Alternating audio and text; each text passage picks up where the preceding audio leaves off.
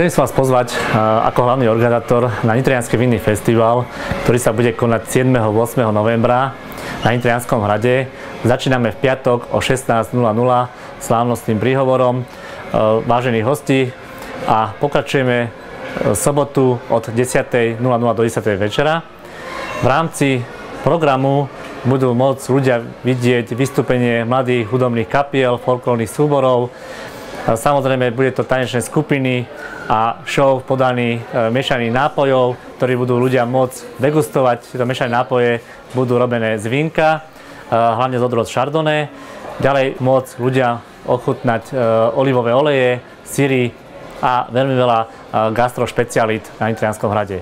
Veľmi sa nám osvedčila možnosť tzv. Degustácie all inclusive, to znamená, že ľudia po zakúpení lístka v hodnote 20 € budú môcť degustovať počas týchto 2 dní 7. a 8. novembra neobmedzene. To znamená, ako náš slogan hovorí, čo im hrdlo ráči.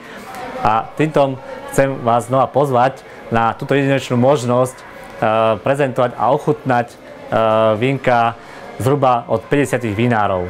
Tento rok sme nezabudli ani na rodičov s deťmi. Deti budú môcť byť v tzv. Detskom kútiku, kde naši animátori sa o nich postarajú. Na festivale budú môcť ľudia ochutnať vínka nielen zo Slovenska, z Nitrianskej, hlavne z Nitrianskej oblasti, ale aj vínka z Moravy, z Rakúska, z Maďarska, z Talianska a z Bulharska. Tieto vínka, som rád, že tieto vínka budeme môcť degustovať, sú to veľmi výnimočné vína a hlavne vinári, ktorí prídu prezentovať, budú ochotní vám niečo o tých vínkach porozprávať. Nezabudnite si napísať červeným do kalendára Nitriansky vinný festival 7-8 november na Nitrianskom hrade.